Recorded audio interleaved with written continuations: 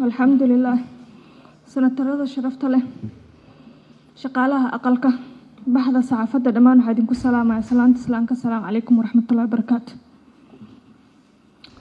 مركب كواد الله سبحانه وتعالى يا مهندس كله mahadda labaadna waxaan u celinayaa guddiga maaliyadda oo runtii ka soo shaqeeya wax fiican marka hawl fiican baad qabateen ummadaad u shaqayseen 3 sano taro la soo dirsaday hadalkoodii inayna dhageysan horta waan ku faraxsanahay number 2 sanatarada fikir way kala duwnaan karaan laakiin halka waxyaabaha aan ku kala duwnaan karin waxa waaye dhaarti ilaahay aan kitaabka magaca saarnay oo aan u dhaaranay danta dalka dadka iyo diinta iyo dastuurkaba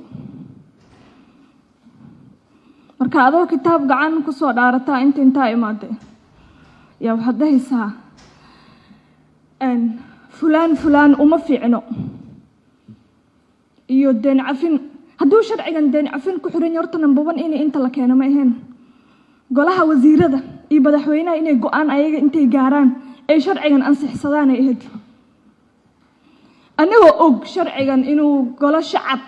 laga soo shaqeynin uu soo marin yaa noola keenay waa ka shaqeynaa fikradii waxaan ku soo darnay dadweynaha fikradihii yaa la diiday sharcigana waxaa loo adeegsanayaa waa shakhsiyaadka shirkadaha iyo hay'adaha iskale kuwaasna waa bini'aadan waa Soomaali anagoo kale ayaga kali xitaa looma adeegsanayo adoo sanatar lagu adeegsan haddaan ani col kula noqdo waxaan ku adeegsan sharcigan waxaan ku dacweyn inay argagixiso maalgelisid kadibna xabsi waa lagu gelini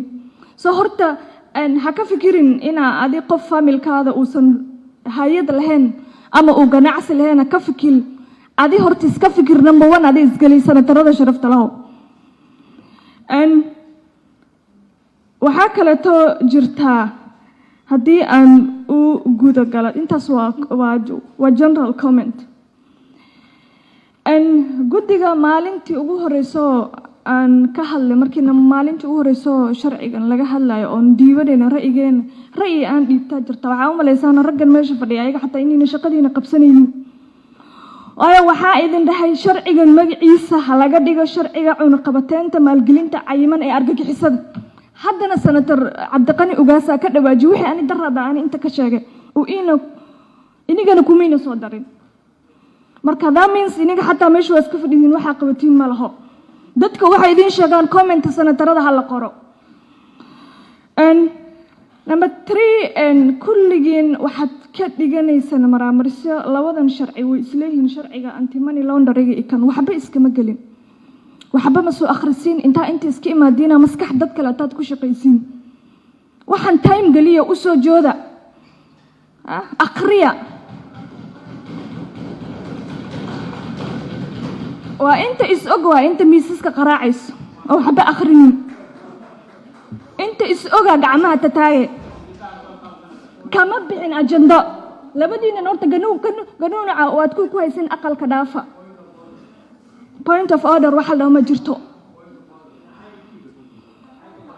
idima caynay runtan sheegaya maxaan idinku caay idima caynin runtan sheega markaan dhameysto point of order kaaga gal